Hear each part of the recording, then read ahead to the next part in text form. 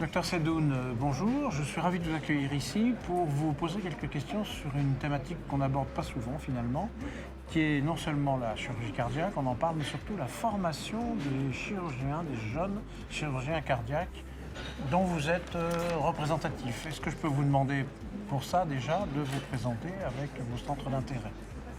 Donc, bonjour Monsieur Gaillet, c'est un plaisir d'être là avec vous pour discuter des problématiques qui nous touchent tous actuellement, surtout les jeunes en formation. Donc Gabriel Sedoun, je suis chef de clinique à l'AP-HP en chirurgie thoracique et cardiovasculaire. Je suis président du Conseil national des jeunes chirurgiens et doctorant en 3e année de doctorat en droit. Donc par rapport à mes engagements en tant que président du Conseil national des jeunes chirurgiens et donc représentant aussi l'association des jeunes chirurgiens thoraciques et cardiovasculaires en étant vice-président, la formation est la base. C'est quelque chose d'essentiel sur lequel toutes les associations et les fédérations sont en train de travailler. Notre travail commence donc par la pédagogie. Et c'est à travers la pédagogie qu'on continue à travailler sur les autres thématiques qui nous touchent. J'allais vous poser la question, comment on aborde l'enseignement d'un jeune chirurgien cardiaque? Donc l'enseignement et la pédagogie nous touchent tous, et surtout là actuellement avec les réformes, la réforme du 3e cycle. On sait très bien qu'au départ, on avait pour les chirurgiens un DES de chirurgie générale avant la réforme, donc avant 2017. Le DES de chirurgie générale se faisait en 5 ans.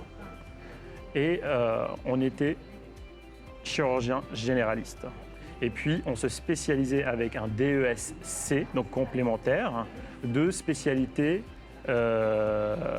orientées vers la chirurgie thoracique et cardiovasculaire. Actuellement, avec la réforme du 3e cycle, le DES de chirurgie générale a disparu.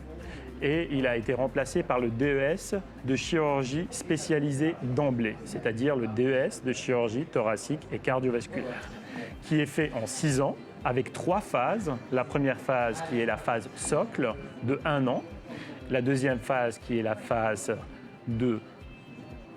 d'approfondissement qui est de 3 ans, et la troisième phase qui est la phase de consolidation qui est faite en 2 ans. Ça, c'est donc un panorama précis du parcours du jeune chirurgien. Maintenant, d'une façon un peu plus technique, est-ce qu'on apprend la chirurgie de la même façon aujourd'hui qu'avant la réforme ou qu'avant, bien sûr, 10 ou 20 ans en arrière? Il y a 2 choses très importantes à bien noter. La première, c'est la révolution numérique qui est en train d'être réalisée, et on est en train de voir et d'assister à une accélération de l'utilisation du numérique et l'apport de l'intelligence artificielle et du blockchain qui sont en train de nous donner encore plus de poids sur le plan de l'enseignement. Et ça, c'est quelque chose de très important. Et le deuxième point, c'est l'évolution de la mentalité, surtout au niveau des générations, concernant l'enseignement. Donc, le numérique, qu'est-ce qu'il fait au niveau de ce DES de chirurgie spécialisée?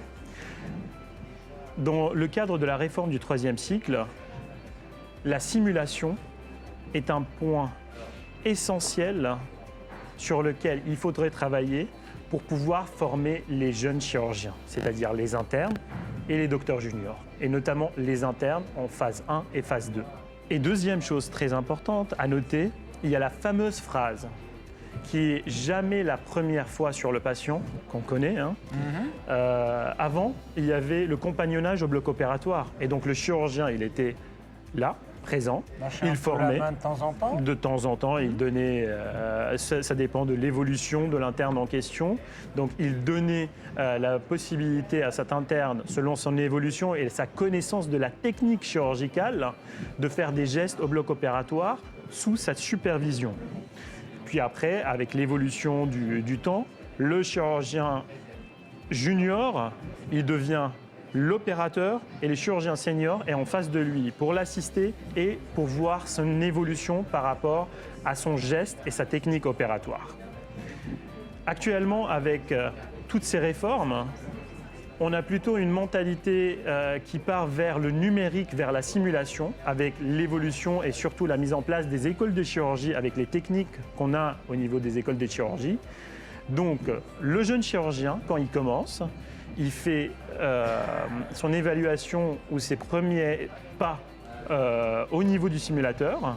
Et puis après, selon l'évolution au niveau du simulateur, il passe à un stade supérieur pour passer au stade du compagnonnage au bloc opératoire avec le geste au bloc opératoire. Parce que le compagnonnage, ça débute dès le début de l'internat, puisqu'il va être un aide opératoire, ce jeune chirurgien. Et puis, au fur et à mesure, il va avoir plus de responsabilités et donc plus de gestes opératoires à réaliser.